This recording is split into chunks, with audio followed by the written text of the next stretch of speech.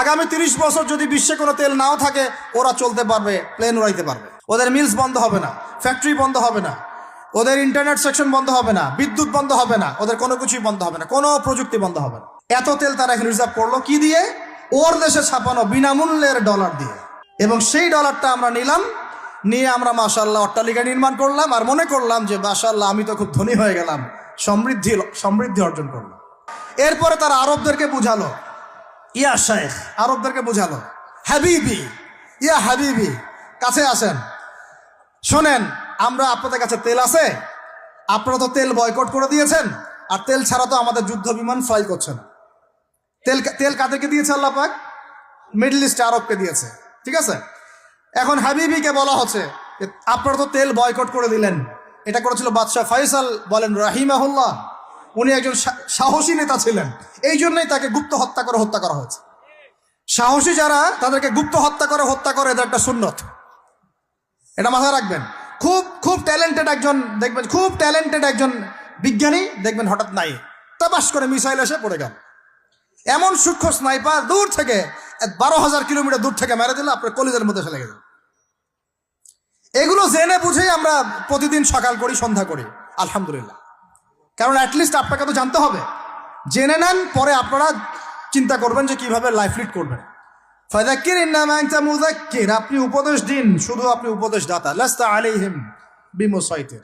ফাযাক্কির in নাফাআতিয যিকরা সায়াযাক্কারু মা ইয়াখশা, যারা আল্লাহকে ভয় করে তারা ফিরে আসবে ইনশাআল্লাহ। তো যেটা বলছিলাম, বাদশাহ ফয়সাল একদম বয়কট করে দিলেন। এবার ওরা এসে বুঝাচ্ছে যে তেল ছাড়া তো আমাদের চলছে না। এদিকে ওদের ডলারের মান কমে যাচ্ছে, মুদ্রাস্ফীতি হচ্ছে, ইনফ্লেশন হচ্ছে। এখন তারা বোঝালো যে ঠিক আছে, একটা চুক্তি করা যাক। যুবকরা ভালো করে শোনেন, এগুলো জানেন না বলেই অনেক সময় আপনি সহি বলে সহি ভুল পথে যাচ্ছেন। ভাই, সহি পথেই যাচ্ছেন, বাট এটা সহি ভুল হয়ে যাচ্ছে। কথা বুঝাতে পারছি? সহিহের আড়ালে একটা মারাত্মক জয়ীফ আর জাল আকীদা আছে, এটা আপনার সামনে সহি দিয়ে ঢেকে দেওয়া হয়েছে, বুঝতে পারতেছেন না। এই জায়গাটাকে ভালো করে বোঝেন। যখন উম্মর সাথে কেউ গাদ্দারি করে তখন সে সহি থাকে না। উম্মতের সাথে কেউ যদি গাদ্দারি করে তখন সে কি থাকে না? সহি থাকে না। এখন আসেন, আমি ধর্মতাত্ত্বিক কথা বলছি আগে। এখানে বাদশাহ ফয়সাল তাকে কনভিন্স করা হলো, ঠিক আছে আমরা তেল কিনবো, আপনাদের কাছ থেকে কিনবো, আপনাদের গলফ কান্ট্রি যেগুলো আছে এদের কাছ থেকেই কিনবো। তবে একটা শর্ত, আপনারা তেল বিক্রি করবেন শুধু মার্কিন ডলারে, অন্য কোনো কারেন্সিতে তেল বিক্রি করতে পারবেন না। বলেন নাউজুবিল্লাহ। আপনি বাংলাদেশ গভর্নমেন্ট যদি গিয়ে এক ব্রিফকেসের মধ্যে 1 কোটি টাকা নিয়ে যায়, বুঝেন কথা, বুঝতে পারতেছেন? 1 কোটি টাকা আমাদের টাকা নিয়ে গিয়ে যদি বলে শেখ হাবিবি আমাকে তেল দাও, ওরা বলবে তেল দিতে পারবো না, খালাস, কুল্লু খালাস, এখান থেকে বের হও। কথা বুঝতে পারেন নাই? 1 কোটি কি দিবেন? টাকা, তেল দিবে না। লিখে নেন, দিবে না। কিন্তু সেই 1 কোটি টাকাকে যদি আপনি ডলারে কনভার্ট করেন, ওটাকে ডলার দিয়ে কনভার্ট করেন, করে যদি বলেন হাবিবি তেল, তখন বলবে যে আসো তাআলিলাহি, তেল নিয়ে যাও, খালাস, কুল্লু খালাস। এটা বুঝতে পারছেন? তেল বিক্রি করব শুধুমাত্র ডলার দিয়ে, ডলার ছাড়া অন্য কোনো কারেন্সিতে তেল বিক্রি করতে পারবো না। এইটা পশ্চিমারা আরবদের সাথে একটা সন্ধি করলো, আর কি চুক্তি করলো। এই চুক্তির নাম হলো পেট্রো ডলার মনিটরি সিস্টেম। বুঝতে পারলাম? Petro dollar monetary system. এর বদৌলতে আরবের মরুভূমি হয়ে গেল এখন একদম অট্টালিকার প্রাসাদ। বোঝা যায়? মরুভূমিগুলো হয়ে গেল কি অট্টালিকার প্রাসাদ, আর বাকি পুরো মুসলিম উম্মার উপর দেখেন কি দুরবস্থা নেমে আসছে। শুধু তাই না, ওই ডলার হলো একদম লিডার, কারেন্সির লিডার। এখন ওই ডলার তেলের মান নির্ধারণ করবে, আপনি টাকা দিয়ে করতে পারবেন। সারা বিশ্বের সবচেয়ে বড় অর্থনৈতিক জুলুম হচ্ছে এই পেট্রো ডলার মনিটরি সিস্টেম। এর চেয়ে বড় কোনো জুলুম হয়নি অর্থনৈতিক জীবনে। এখন অনেক ওলামায়ে কেরাম আছেন আপনারা এখানে, আমি জানি উপস্থিত, আপনারা একটু ফিকহের কিতাবগুলো মোতালা করে আমাদেরকে একটা ফতোয়া দিয়েন যে এইরকম মনিটরি সিস্টেম প্রণয়ন করা জায়েজ না না জায়েজ। এটা আপনারা ফতোয়া দিয়েন, আমি ফতোয়া দিতে পারবো। আমি অর্থনৈতিক ভাষায় বলতেছি যে এই মনিটরি সিস্টেমটা পুরো বিশ্বে জুলুম নিয়ে আসছে। এখন আদতে, এখন শোনেন এই অংশটুকু শোনেন, তারপরে আমি শেষের দিকে চলে আসতেছি। আদতে এতে পশ্চিমাদের লাভ কি হয়েছে শোনেন। আমার কাছে এই যে ডলার, এটা আমি ছাপাই আমার দেশে, আমার কারখানায়। আমার খরচ হচ্ছে কাগজ, আমার খরচ হচ্ছে মেশিন, আমার খরচ হচ্ছে কালি। বোঝা যায়? বোঝা যাচ্ছে? আচ্ছা, এখন সেটা আমি বানালাম, ছাপালাম, গিয়ে আমি আরবকে দিলাম, তেল দাও। ওরা এই কাগজের টাকাটা নিল, নিয়ে রিজার্ভ করলো, করে মূল যে তেল, এই তেলটা মনে করেন তেল বা সোনা, তেল বা সোনা একই কথা, কারণ সোনার ফাংশন প্লে করছে এখন তেল। এখন তো যেহেতু গোল্ড দিনার নাই, দিরহাম নাই, এই তেলটা তারা নিয়ে ওদের দেশের আন্ডারগ্রাউন্ডে বাংকার আছে, গ্যালনকে গ্যালন তেল রিজার্ভ করতে থাকলো।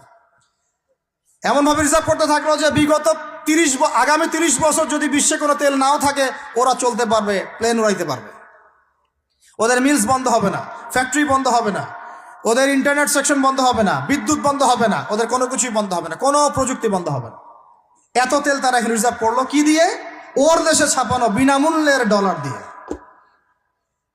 এবং সেই ডলারটা আমরা নিলাম, নিয়ে আমরা মাশাআল্লাহ অট্টালিকা নির্মাণ করলাম, আর মনে করলাম যে মাশাআল্লাহ আমি তো খুব ধনী হয়ে গেলাম, সমৃদ্ধি অর্জন করলাম।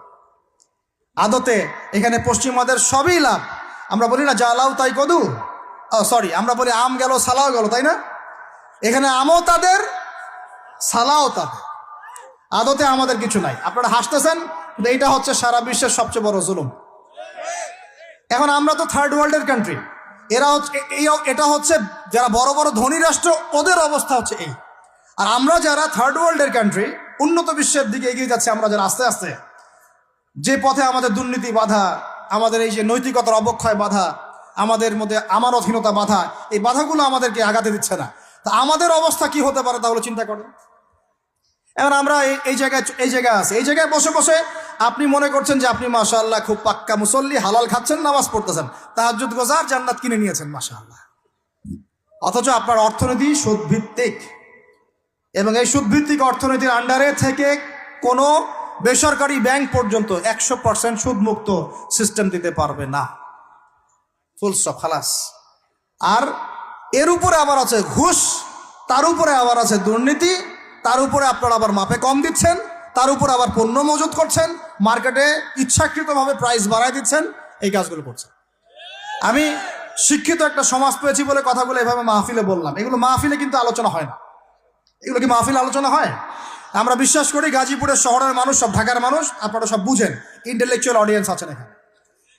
এই কথাগুলো খোলামেলা বলার কারণেই ওদের দ্বারা পালিত কিছু তথাকথিত শায়েখ আমার উপর খুব ক্ষিপ্ত। এর আকীদা ঠিক না, এর মানহাজ ঠিক না, লেকচার শোনা যাবে না, ইত্যাদি ইত্যাদি। ঠিক আছে, আমারটা শোনার দরকার নাই, তোমাকে শুনতে কে বলছে? তোমার শোনার ইচ্ছা করে না, তুমি শুনিও না। যাদের শোনার ইচ্ছা তারা শুনবে ইনশাল্লাহ। আর তোমার মতো কিছু মুনাফিক না শুনলে আমার কিছু যায়ও আসে না। ইনশাল্লাহ মুমিনরা যারা, তারা শুনবে, বুঝবে, ইনশাল্লাহ ওরাই প্রজন্ম করবে ইনশাল্লাহ।